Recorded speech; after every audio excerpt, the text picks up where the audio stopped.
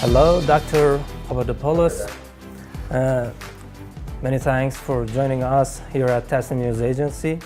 I have a couple of questions about the latest developments surrounding transatlantic relations. The first question is that tensions have grown in recent months between the US and its closest allies in the EU over various issues, including Iran, which was underlined at a recent US-backed conference on the Middle East in Poland that was largely sidestepped by many European governments. What do you think about US President Donald Trump's foreign policy that has strained their transatlantic relations? Well, it's certainly the case that Donald Trump is polarizing both America and Europe, and he is polarizing both continents in terms of his domestic policy and his foreign policy. Now, regarding the latter, his foreign policy, when it comes to his antagonistic stance on Iran, Europe does not wish to follow him in what could eventually end up being a military crusade led by America against Iran.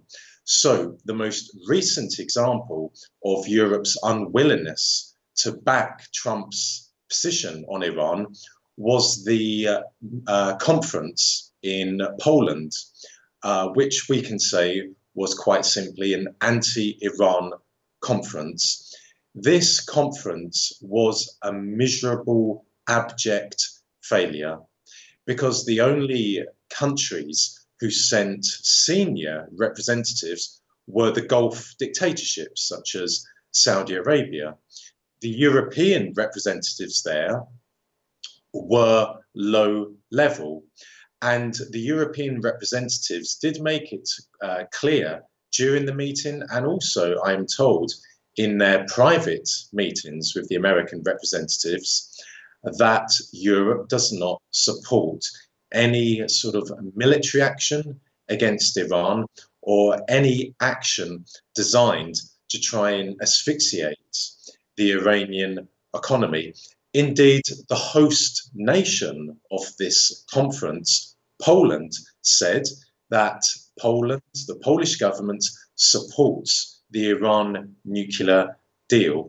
So that leaves Trump in somewhat of an awkward position because, yes, he has the backing of the Gulf dictatorships against Iran. Yes, he has the backing of Israel against Iran, but he doesn't have the backing of Europe. So what can he do next? Well, there are a number of steps available to him, and probably the most powerful option at his disposal is to threaten those companies in Europe, for example, Germany and France, to threaten them in order to deter them from trading and investing in Iran. And he could be successful on that count. How? Because American representatives will say privately and in no uncertain terms to those European companies which are doing a lot of business with Iran that they have a choice. They either keep on trading with Iran or they trade with America. If they keep on trading with Iran, then they could very well jeopardize their access to the American market. Now, of course, that is bully boy tactics. That is not in accordance with international law, not in accordance with the United Nations Charter. However, if push comes to shove, my fear and my suspicion is that a lot of those companies operating in, as I say, Germany, for example, could decide that the American market is just far too important to them than the Iranian market.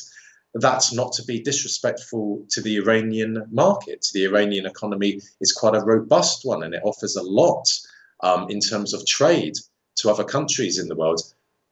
However, you can't compare the Iranian market to the American market. The American economy is a superpower. The American market has 300 million people.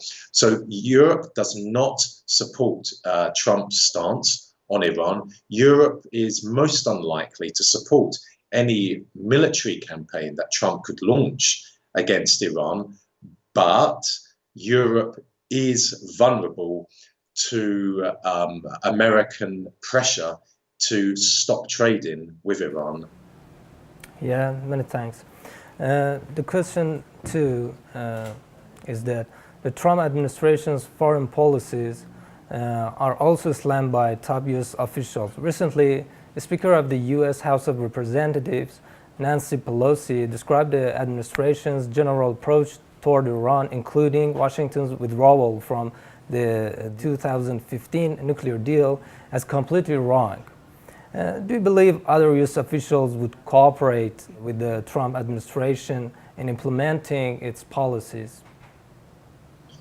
Well, I find it refreshing to know that there are people on Capitol Hill who are still steadfast in their support to the Iran nuclear deal, though these people have no love for Iran, but nonetheless, they're still supporting the Iran nuclear deal, and they are speaking out against Trump's aggressive approach to Iran.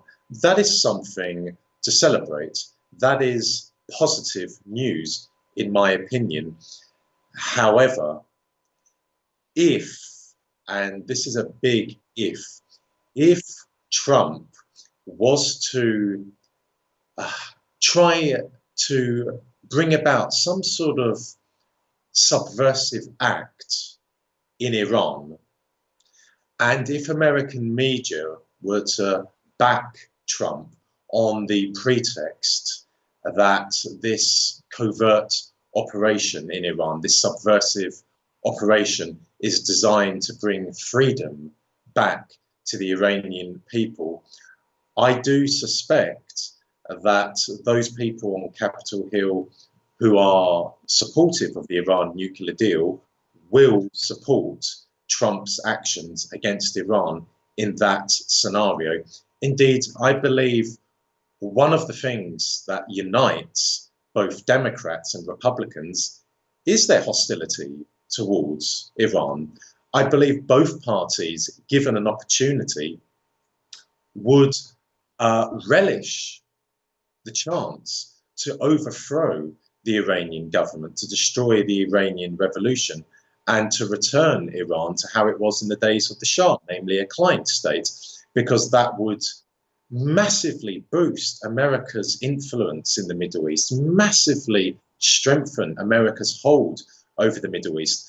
And of course, that sort of scenario would put quite a smile on the faces of Saudi Arabia and Israel. So yes, it is good news that there are people on Capitol Hill who are still supporting the Iran nuclear deal, but do I trust them when it comes to respecting Iran's independence and sovereignty? No, I don't. Do I trust them when it comes to speaking out, voting against any American attempts to intervene, to interfere in Iran, either directly or indirectly? No, I don't. Indeed, America can never be trusted when it comes to Iran. Thank you so much. And the last question is that the White House made a massive blunder after claiming European leaders applauded when Vice President Mike Pence dropped Trump's name in a speech. Pence was speaking at the Munich Security Conference in Germany when he passed on Trump's regards to the dignitaries gathered. The 59-year-old paused for several moments, waiting for a response, but the crowd remained silent. Do not you think that it is another sign of the strained transatlantic relations? How do you predict the European countries' future reactions to the conflicting policies adopted by the Trump administration? Well, it's certainly the case that the recent Munich conference did not go well for the Americans. It proved to be a very awkward, embarrassing experience for Mike Pence. And indeed, there was a lot of tension in the audience, in particular from European representatives, because Europe does not like being told what to do by Trump. Europe does not like bully boy tactics which are being employed against it by Trump. Europe does not want to jeopardize, to damage its lucrative trade with Iran. And of course, Europe is a lot closer to Iran than what America is. And in the event of a war, an American-led war against Iran, which would turn the region into a fireball, which would have horrendous consequences for Europe, European leaders do not wish to see European security threatened by that sort of scenario. So the Munich conference was another reminder to the White House that all is not well in relations between America and Europe. But that said, however, when it comes to Venezuela, Europe, largely speaking, is supportive of America's stance, America's attempts to instigate a coup in Venezuela against a democratically elected president. So, yes, we must applaud Europe when it comes to Iran, but Europe will also support America when it comes to other countries in the world, which perhaps Europe doesn't have such good, close relations with. And in that respect, I'm afraid to say that Europe can't be trusted, because if Europe was sincerely committed to the United Nations Charter and international law in general, then it would be not supporting America's stance on Venezuela. It would not be supporting the totally politically and electorally illegitimate Juan Guaido. Europe would be supporting Nicolas Maduro. So, it pains me to have to say this, but once again, Europe is playing a major role in the violation of international law and in stoking conflict in another country. Thank you so much for the great comments, Dr. Papadopoulos from London. Hope to see you soon. Thanks a lot. Take care. Bye.